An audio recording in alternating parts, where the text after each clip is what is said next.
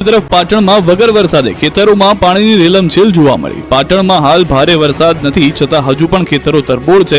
સાતલપુરના અબિયાણામાં ખેડૂતોની મુશ્કેલીમાં વધારો થયો। ખેતરોમાં હજુ વરસાદી પાણી ઓસર્યા નથી। ખેતરો પાણીથી લથબથ છે। બનાસ નદીના પાણી અબિયાણાના ખેતરોમાં ફરી વળતા ખેડૂતોની પથારી ફરી ગઈ છે। પાક ડૂબી ગયો છે।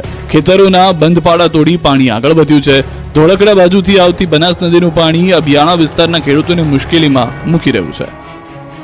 મહીસાગરના કડાણા ડેમમાં પાણીની આવક 120 ગામને કરાયા એલર્ટ। ઉપરવાસમાં ભારે વરસાદના પગલે મહીસાગરનું જીવાદોરી સમાન કડાણા છલકાઈ રહ્યો છે। ડેમમાં પાણીની ઉપરવાસમાંથી ભારે આવક થઈ રહી છે। કડાણા ડેમમાં હાલ 1,71,000 ક્યુસેક પાણીની આવક છે।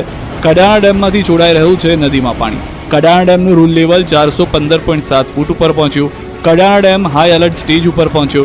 ભારે પાણીની આવકને લઈને કડાણા જળાશયમાંથી 1,95,000 ક્યુસેક પાણી ડેમમાંથી છોડાઈ રહ્યું છે। મહીસાગર જિલ્લાને 110 જ્યારે પંચમહાલ જિલ્લાના 10 જેટલા નીચાણવાળા ગામોને એલર્ટ કરવામાં આવ્યા છે। તો નદી કાંઠા નજીક તેમજ ડુંબક પુલ પાસે ન જવા તંત્રની અપીલ છે। ડેમ પ્રશાસન દ્વારા મહીસાગર તેમજ ડુંબક પુલ પાસે ન જવા તંત્રએ અપીલ કરી છે। મહીસાગર, પંચમહાલ, ખેડા, આણંદ, વડોદરા જિલ્લાના કલેક્ટરને આ બાબતે પત્ર દ્વારા જાણ પણ કરાઈ છે। સંબંધિત અધિકારીઓને પણ તકેદારી રાખવા સૂચના અપાઈ છે। કડાણા જળાશય દ્વારા મહીસાગર નદીમાં પાણી છોડાતા મહીસાગર નદી ગાંડીતુર બની। આ તરફ ભારે આવક બાદ મહીસાગર નદીનું રૌદ્ર સ્વરૂપ જોવા મળ્યું। અનેક ગામોને એલર્ટ કરી દેવામાં આવ્યા। ભારે વરસાદના પગલે નદીઓ ગાંડીતુર બની છે ત્યારે ખેડાની મહીસાગર નદીનું પણ રૌદ્ર સ્વરૂપ જોવા મળી રહ્યું છે। અનરાધાર વરસાદ અને ઉપરવાસમાંથી પાણીની પુષ્કળ આવકને કારણે નદીના પાણીની બમ્પર આવકના દ્રશ્યો જુઓ, જેથી નદી કાંઠાના ગામોને સાવધાન રહેવા અપીલ કરવામાં આવી છે। ઠાસરા, ગળતેશ્વરના કાંઠાના ગામોમાં એલર્ટ કરાયા છે। હાલ નદીમાં 3 લાખ ક્યુસેક પાણી છોડાયું છે। વણાકબારી વિયરમાંથી 3,40,000 ક્યુસેક પાણીની આવક છે। તો ખેડા વડોદરાને જોડતો ગળતેશ્વર ડેસર બ્રિજ બંધ કરાયો છે। પાણીની આવક વધતા સાવચેતીના ભાગરૂપે બ્રિજ બંધ કરાયો। તલાટીઓ, અધિકારીઓને હેડક્વાર્ટર ન છોડવા આદેશ આપવામાં આવ્યો। મહીસાગર નદીમાં 3 લાખ ક્યુસેક પાણી છોડવામાં આવતા તંત્ર એલર્ટ મોડ પર છે। મધ્ય ગુજરાતમાં ભારે વરસાદથી નદીઓમાં નવા નીરની આવક, પુલ પાણીમાં ગરકાવ। મહીસાગરના કડાણા ડેમમાંથી 21 ગેટ ખોલી 2,30,160 ક્યુસેક પાણી મહીસાગર નદીમાં છોડવામાં આવી રહ્યું છે, જેને લઈને લુણાવાડા તાલુકામાં આવેલો ખાનપુર અને મલેકપુરનો જોડતો તાત્રોલી પુલ અવરજવર માટે બંધ કરવામાં આવ્યો છે। દર વર્ષે કડાણા ડેમમાંથી ભારે માત્રામાં પાણી છોડાય છે ત્યારે ડુબક પદ્ધતિથી બનેલો આ પુલ પાણીમાં ગરકાવ થતો હોય છે, જેને લઈ વહીવટી તંત્ર દ્વારા આ પુલને અવરજવર માટે બંધ કરવામાં આવ્યો। સ્થાનિકોના મતે પુલ બંધ થતા રહીશોને 20 કિલોમીટર ફરીને જવું પડે છે ત્યારે સ્થાનિકોનો પુલ ઊંચો કરવાની માંગ કરી રહ્યા છે। તો પુલ પરથી પાણી પસાર થવાને કારણે પુલના આગળના ભાગમાં 10 ફૂટથી વધુ ગાબડું પડ્યું છે, જેને લઈને પણ પુલ પર અવરજવર શક્ય નથી। ત્યારે પોલીસ દ્વારા ચુસ્ત બંદોબસ્ત રાખી બેરિકેડ મૂકી રસ્તો બંધ કરવામાં આવ્યો છે। છોટાઉદેપુર જિલ્લાના નસવાડીના રાનેડાના ગ્રામજનો અને વિદ્યાર્થીઓ મુશ્કેલીમાં મુકાયા। 400 લોકોની વસ્તી ધરાવતા રાનેડા ગામના મુખ્ય રસ્તા પર પાણી ભરાયા, તેથી ગ્રામજનો ડુંગર ચડીને જીવના જોખમે પસાર થવા મજબૂર બન્યા છે। શાળાએ ગયેલા બાળકો પાણીના કારણે ઘરે પરત ન ફરી શકતા ગ્રામજનોએ ડુંગર પર ચડી બાળકોને બચાવી સહી સલામત ઘરે પહોંચાડ્યા। સ્થાનિકોએ ગામને જોડતા મુખ્ય રસ્તા પર ઊંચો સ્લેબ ડ્રેન બનાવવાની માંગ કરી। તંત્રના બાબે સ્થાનિકો 3 કિલોમીટર સુધીના ડુંગરાના રસ્તેથી જવા મજબૂર બન્યા છે। ડભોઈના ગામડામાં ફરી વળ્યા ઢાઢર નદીના પાણી, ડભોઈ વાઘોડિયા રોડ બંધ। વડોદરા જિલ્લાના વાઘોડિયા નજીક આવેલા દેવ ડેમમાં સતત પાણીની આવકના કારણે છલકાવાની સ્થિતિ છે અને તે બાબતને ધ્યાને લઈ નદીના કિનારે આવેલા 16 ગામના લોકોને સાવચેત કરવામાં આવ્યા છે। ડભોઈ નજીક ઢાઢર નદીમાં ફરી એકવાર પૂરની સ્થિતિ સર્જાઈ છે। ઉપરવાસમાં વરસાદને પગલે ફરી દેવ ડેમમાંથી પાણી છોડાયું। ડભોઈના દંગીવાડા, કબીરપુરા, નારણપુરા, બાંબોદ સહિત કરાલીપુરા ગામના મુખ્ય માર્ગો ઉપર ગોઠણસમાં પાણી ભરાયા। સિઝનમાં ચોથી વખત ઢાઢર નદીનું રૌદ્ર સ્વરૂપ જોવા મળ્યું। 7 જેટલા ગામના મુખ્ય માર્ગ ઉપર પાણી ફરી વળતા સંપર્ક તૂટ્યો। ઢાઢર નદીમાં પૂરથી જનજીવન પ્રભાવિત થયું। ઢાઢર નદીના પાણી કરાલીપુરા રોડ ઉપર ફરી વળતા ડભોઈ વાઘોડિયા રોડ બંધ થયો।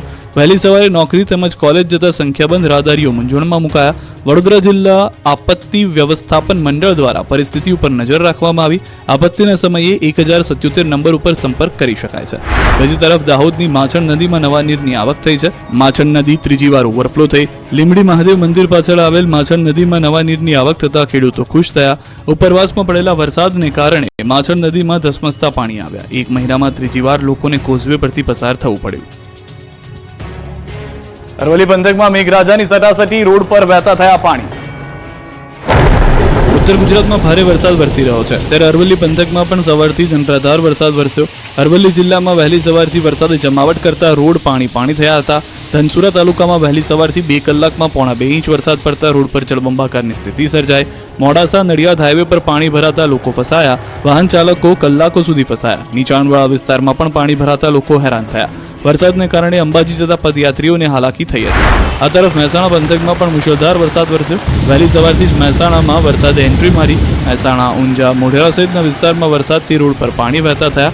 નીચાણવાળા ઘણા ભાગોમાં વરસાદી પાણી ભરાયા. પાટણ જિલ્લામાં વહેલી સવારથી વરસાદી વાતાવરણ જોવા મળ્યું. પાટણ શહેર સહિત સમગ્ર ગ્રામ્ય વિસ્તારમાં ધીમી ધારે વરસાદ પડ્યો. પાટણ, કમલીવાડા, રૂની સહિત પંથકમાં વરસાદથી ઠંડક પ્રસરી ગઈ. ભાવનગરમાં ઓછો વરસાદથી ડેમો 50% જ ભરાયા છે. એક તરફ રાજ્યભરના ડેમો છલોછલ થઈ રહ્યા છે. પાણીની પુષ્કળ આવકથી ડેમોમાં પાણીની જાહો જલાલી જોવા મળી રહી છે. બીજી બાજુ ભાવનગરના ડેમો 50% પણ ભરાયા નથી. ભાવનગરમાં ગત વર્ષની સરખામણીએ ચાલુ વર્ષે વરસાદની ઘટ છે, જેથી જિલ્લાના ડેમોની સ્થિતિ ચિંતાજનક બની છે. જિલ્લાના 4 ડેમ આ વર્ષે 50% પણ ભરાયા નથી. સાથે જિલ્લાના 4 ડેમ 20% પણ ભરાયા નથી. ત્યારે જિલ્લામાં આગામી દિવસોમાં સારો વરસાદ નહીં થાય તો ઉનાળામાં જળ સંકટ ઘેરાવાની શક્યતા સેવાઈ રહી છે. જિલ્લામાં શેત્રુંજી ડેમ 67%, રંઘોળા ડેમ 51%, બગડ ડેમ 68% જેટલા જ ભરાયેલા છે. શેત્રુંજી ડેમ પણ હજુ 100% ભરાયો નથી. જિલ્લાના 5 ડેમો લાખણકા, રજાવળ, હમીરપરા, હાણોલ, જસપરા અને ઉતાવળી ડેમ હજુ 20% પણ ભરાયા નથી. ત્યારે જિલ્લામાં આગામી દિવસોમાં પીવા માટેના અને સિંચાઈ માટેના પાણીની સમસ્યા સર્જાઈ શકે છે. ગત વર્ષે 29 જુલાઈ 2023ના રોજ ભાવનગર જિલ્લાની જીવાદોરી એવો Shetrunji dam, Ranghola dam, Bag dam અને રાજકી ડેમ 100% ભરાઈ ચૂક્યો હતો. જોકે ખોડિયાર ડેમ 100%થી ભરાયેલો છે, જ્યારે બોટાદ જિલ્લાના કાળુભાર અને ખાંભળા ડેમ ચાલુ વર્ષે 100%થી ભરાઈ ચૂક્યા છે.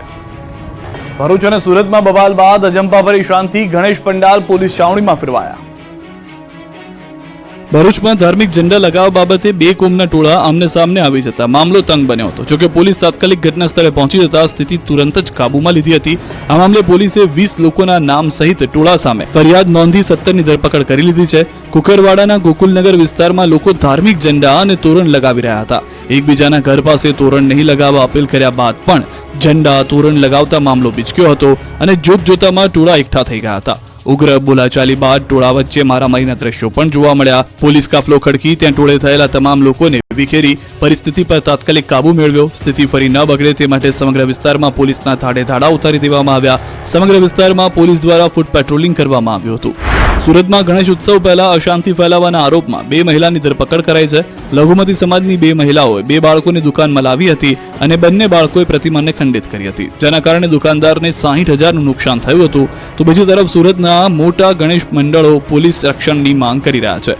સૈયદપુરામાં બનેલા બનાવ બાદ મંડળોમાં ભય છે. શહેરના કોટ વિસ્તારમાં મોટા આયોજકો સુરક્ષા સલામતી માટે પોલીસ બંદોબસ્તની માંગ કરી સ્થાનિક પીઆઈ તેમજ કમિશનર સુધી રજૂઆત બાદ શહેર પોલીસે મોટા ગણેશ મંડળોને પોલીસ સ્ટાફની ફાળવણી કરી છે, જેમાં 2 પોલીસ જવાનો આખો દિવસ ગણેશ પંડાલમાં તૈનાત રહેશે. કેટલાક ગણેશ પંડાલો પર પોલીસે ફરજિયાત સીસીટીવી કેમેરા